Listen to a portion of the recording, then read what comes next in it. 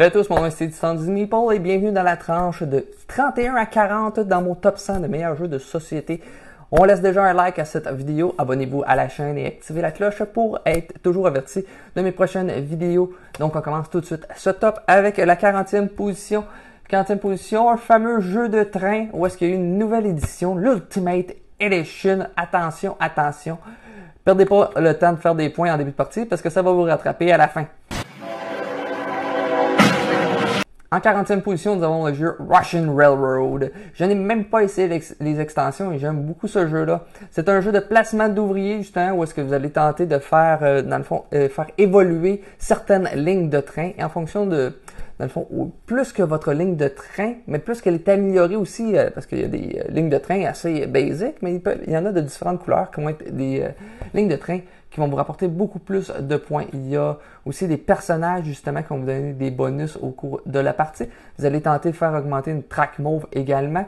Mais dans le fond, ce jeu-là, c'est si vous faites des points en début de partie, ils vont vous suivre à chaque ronde. Il y a, dépendant du nombre de joueurs, je pense que 5 rondes à 2 joueurs. Plus que vous faites de points en début de partie, ils vont vous suivre. Donc, si vous faites 30 points au début et qu'à la deuxième ronde, vous avez trouvé moyen d'en ajouter 20, mais vous allez en faire 50 plus 20, ça fait 70 points aussi. Donc, c'est un beau, justement, un petit build-up, justement, avec ce niveau-là. Deux différentes stratégies, peut-être un petit manque un peu de variabilité dans le jeu, quoique les personnages vont quand même vous en donner beaucoup. C'est un jeu qu'on m'avait présenté dans mes débuts, que j'avais totalement détesté, parce qu'à 4 joueurs, le premier joueur est fort important.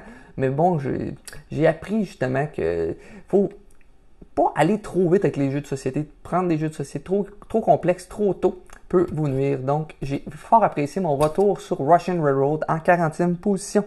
En 39e position, nous avons une variante d'un jeu de cartes qui est une variante de jeu de dés qu'on retrouve dans l'espace. Et je parle ici, donc, en 39e position de Roll for the Galaxies. Roll for the Galaxies, c'est un excellent jeu, justement, un autre espèce de tableau building où est-ce que vous allez découvrir justement des planètes, les coloniser, les développer avec ceux-ci. Ils vont vous donner des pouvoirs, soit justement qui vont vous donner des ressources, les ressources qui vont être représentées par des dés. Vous allez brasser ces dés-là et en fonction de ceux-ci, vous allez pouvoir déclencher certaines phases. L'aspect le fun, c'est que à chaque tour, chaque personne va choisir une action qu'on va faire, qui est soit justement d'explorer, de coloniser, de développer, de produire et d'expédier. Je les ai eu les 5. Donc, vous en choisissez une des 5. Avec vos dés, vous devez avoir ces faces-là, sauf l'action que vous voulez faire, vous n'allez jamais être limité avec ces dés-là. Par contre, si vous choisissez une phase où est-ce que vous avez plusieurs dés, elle va être plus bénéfique, bien évidemment. Donc, vous faites ceci, mais nous allons déclencher les actions de tout le monde autour de la table. Donc, si moi j'ai décidé de produire et que quelqu'un d'autre a décidé d'expédier, je vais pouvoir produire sur mes planètes et les expédier, soit pour accumuler plus de crédits pour pouvoir amener plus de dés pour la prochaine ronde, soit de faire des points de victoire. Donc, un gros build-up justement d'un gros pool de dés, différentes couleurs justement qui vont s'agencer avec certains pouvoirs.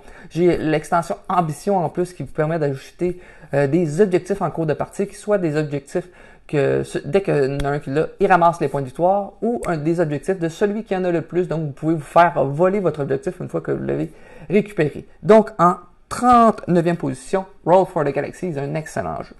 En 38e position, c'est un jeu exclusivement pour deux, un petit peu un Twilight Struggle version light. En 38e position, nous avons le jeu Watergate. Watergate, justement, est un jeu de hand management. C'est que vous allez avoir des cartes en main. Vous allez incarner soit les journalistes, soit le président Nixon dans le fameux controverse lorsqu'il était président. Dans le fond, vous avez un plateau central. Les journalistes tenteront de relier 2 journalistes au président Nixon pour ramasser assez de preuves, justement, pour l'accuser. Le président Nixon tentera d'accumuler des petits jetons rouges qui représentent la faveur du peuple, justement, qui est de son côté. Ou soit tout simplement, justement, que l'adversaire a un certain nombre de rondes, n'aille pas justement tout connecté, assez connecté en fait de journalistes à lui. C'est justement où est-ce que vous allez avoir une même carte. Les cartes vont soit justement faire bouger des jetons pour faire des jetons preuves, ou soit des jetons justement pour avoir l'initiative pour la prochaine ronde, ou des jetons rouges qui sont très utiles pour le président Nixon. Ou activer un gros pouvoir qui pourrait être tout simplement de bouger trois jetons vers vous. Mais lorsque vous activez ce pouvoir-là, vous défaussez la carte pour toute la partie. Évidemment, Les pouvoirs sont vraiment forts, mais normalement, leur bénéfice en haut de la carte est vraiment fort. Donc, un petit aspect, si je le brûle vite, j'aurai pas son pouvoir pour le reste de la partie. Donc, une manière de balancer ça, justement, de savoir quand, justement, activer le gros pouvoir. Donc, en 38e position, nous avons le jeu Watergate. Le jeu en 37e position, nous allons incarner des magiciens et nous allons tenter de préparer des merveilleux tours de magie pour faire la plus belle illusion possible lors des spectacles. I am not taking the ball, dropping it in my pocket. I am not taking the ball and dropping it in my pocket. It's rare that I'll pick it up at all. I might pretend, but I'm only pretending. I never really pick the ball up off the table. It's the illusion of my hand moving that makes it look like the ball comes off the table, but I never... Am I going too fast? En 37e position, nous avons Trickerion. C'est la légende de Legion of Illusions. C'est un jeu que je n'ai pas assez joué, je vous dirais, pour que ça aille plus haut dans mon top. C'est dans le fond un jeu de Mind Flash Game, donc c'est un jeu assez complexe. Mais un gros aspect de fun, c'est justement la programmation en début de partie. C'est un jeu essentiellement de placement d'ouvriers, où est-ce que vous allez tenter justement de gagner de l'argent, d'acheter des ressources pour préparer vos tours de magie, et ensuite vous présenter à la salle de spectacle pour vous présenter dans un show de magie. Dans le fond, avec ceux-ci, c'est l'aspect de fun, c'est que vous allez programmer des cartes face cachée, vous allez les révéler, mais la programmation, on n'a pas décidé dans quel ordre nous allons les déclencher. Par contre, là, on voit où est-ce que tout le monde veut aller, donc si plusieurs personnes veulent aller au marché, si nous voulons avoir peut-être les emplacements où est-ce que les ressources vont être moins coûteuses, on est mieux d'y aller le plus tôt possible. Donc, c'est vraiment intéressant à ce niveau-là. Il y a un petit aspect justement d'enchaînage avec des petits jetons lorsqu'on présente les tours de magie pour nous donner des bonus de points. Il y a aussi le fait de choisir justement quand faire ces tours de magie. Puisqu'on les fait tôt dans la semaine, moins on a de réputation parce qu'un show est regardé moins le jeudi que le samedi, bien évidemment. Donc, un gros jeu, justement, avec une excellente jeu de programmation à l'intérieur et de placement d'ouvriers. Donc, en 37e position, Trickerion de Legion of Illusion. En 36e position, nous avons un jeu où est-ce que nous sommes dans la ville, où est-ce que nous allons échanger des épices, bien sûr, mais même que le jeu parle juste de couleurs de cubes. Red and Black Pepper! Donc, en 36e position, nous avons Merv, The Heart of the Silk Road. Merv est un jeu de track, tout simplement, avec une rondelle d'action autour. À votre tour, vous allez bouger, justement, un ouvrier et le mettre sur une rangée. Vous allez décider ensuite où vous allez placer votre building sur cette rangée-là et le placer et récolter la ressource. Plus tard, si vous activez, justement, vous mettez un building avec votre couleur, s'il y en a d'autres de votre couleur, vous allez récolter toutes les ressources. Par contre, vous pouvez décider aussi d'activer les buildings de vos adversaires. Donc, si dans une rangée, il y a 3 bleus, j'incarne les rouges, je peux décider d'activer justement les bleus et récolter toutes les ressources. Avec un petit bonus, bien évidemment, pour mon adversaire. Donc, une belle, justement, interaction à ce niveau-là. L'interaction à 2 joueurs est très intéressante puisqu'on joue avec 3 ouvriers. Le premier joueur va, justement, le dummy-player, le premier joueur va décider dans quelle rangée le demi-player va aller, mais le deuxième joueur va décider sur quel bâtiment il va s'installer. Donc, un beau petit principe avec 2 joueurs. Ensuite, les buildings que vous pouvez déclencher, ça peut être tout simplement de construire des murs autour, justement, de la ville pour les protéger contre les attaques mongoles. Ces murs-là vont vous donner, justement, des points de réputation. Si vous protégez les buildings de vos adversaires, la réputation va s'accumuler beaucoup plus rapidement que si vous protégez vos buildings. Il y a aussi une track, justement, en fonction de cette track-là, en plus, la réputation, elle influence beaucoup de choses. Vous allez pouvoir prendre des cartes plus loin. Le carte, c'est un set collection. Le set collection est pour des points de victoire. Il y a une autre track, en fait, c'est plus des petits points en bas qui vont vous donner des bonus de points de fin de partie en fonction de certaines choses, comme si, je sais pas, en fonction d'où est-ce que vous êtes sur une autre track, vous accumulez plus de points que prévu. Il y a une autre track qui donne plein de petits bonus. Il y a une track avec en fait, c'est pas une track, mais c'est des objectifs que vous allez pouvoir réaliser. Et une petite marché pour récolter de plus en plus de ressources aussi, des ressources un petit peu plus rares. Donc, un bon gros jeu, très bien illustré également. Donc, en 36e position, c'est Merv, The Art of the Silk Road. En 35e position, nous avons un jeu dans l'espace de jeu de placement d'ouvriers avec une petite programmation derrière un petit paravent. En 35e position, nous avons un jeu Circadian Première Lueur en français. J'ai Circadian First Light en anglais. C'est un jeu, justement, purement de placement d'ouvriers, mais avec des dés, justement, en fonction des résultats de dés, vous allez déclencher des effets de pouvoir en fonction de où est-ce que vous êtes. C'est pas qu'il y a le fun aussi, c'est que pour les placements d'ouvriers central, un 1 n'est pas moins bon qu'un 6. Il peut déplacer, justement, un petit jeton où est-ce que vous allez récolter des ressources à une direction différente.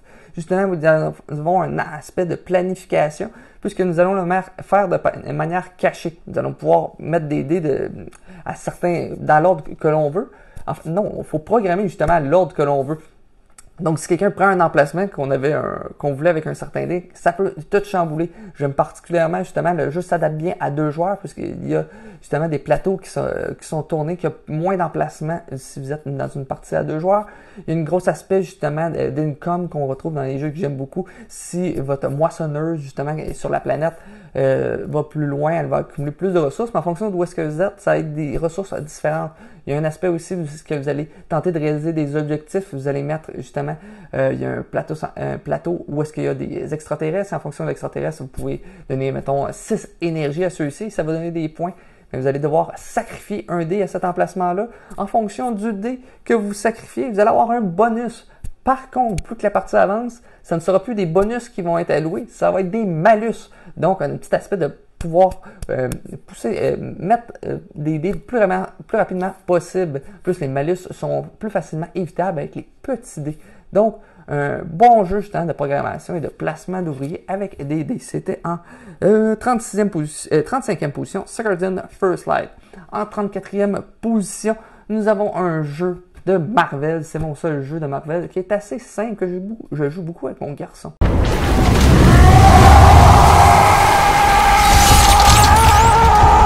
En 34e position, nous avons le jeu Marvel United, la version X-Men de mon côté, parce que j'ai seulement cette version-là. C'est un jeu justement où est-ce que vous allez affronter un vilain et incarner un des X-Men dans mon cas. Vous pouvez, dans le fond, avec la version X-Men, il y a justement Wolverine, il y a le Beast, Tornade, il y a Cyclope, Jean, on en passe. Et vous pouvez affronter Sabretooth, vous pouvez Juggernaut, affronter Magneto et Mystique. En plus, Magneto et Mystique peuvent être incarnés côté gentil puisqu'ils ont déjà été gentils dans l'univers de Marvel. C'est très simple comme jeu. Dans le fond, vous devez combattre votre méchant, mais chaque méchant a une manière différente de gagner. Comme si je prends, dans le fond, Sabretooth, il tentera justement, si vous êtes à 2 joueurs, de vous mettre KO chaque joueur 2 fois. Aussi simple que ça, mais il y aura des personnages différents comme Mystique qui tentera d'assassiner le président, donc vous devez protéger un pion des attaques de Mystique. Donc c'est complètement une manière de jouer différemment. La manière de résolution, c'est que vous allez placer une carte, faire les actions escomptes qui peuvent être de bouger, de sauver des civils, de combattre des brigands ou de réaliser des objectifs sur une carte. Et c'est tout, ou de combattre justement avec un petit icône de combat. Ensuite, le deuxième joueur va mettre une carte, il va faire ses icônes sur sa carte, mais aussi l'icône de la carte avant, dans l'ordre qu'il veut. Donc, un bel aspect, je peux mettre cette carte-là. Elle me sert un peu, pas tant, mais ça va servir beaucoup mon coéquipier. Donc, l'aspect qui est vraiment le fun aussi, j'ai acheté l'extension des Sinister Six. Chaque vilain est vraiment complètement différent. Comme vous avez Dr. Octopus, justement, qui va détruire des emplacements sur la map. Et lorsqu'il en a détruit un certain nombre, il remporte la partie. Donc, il va y avoir moins d'emplacements sur la map. Mysterio tentera justement, il va avoir justement tous les objectifs tout autour des choses qu'on essaie de résoudre sont de manière cachée. Donc, on ne sait pas qu'est-ce qu'on va avoir de besoin. Donc, la mécanique, justement, autour, justement, des vilains qui est très différente, renouvelle beaucoup le plaisir de jouer. Donc, c'était en 34e position, Marvel United X-Men. En 33e position, on retourne dans le monde un petit peu plus d'Europe, justement, où est-ce que nous allons faire de l'élevage dans notre ferme.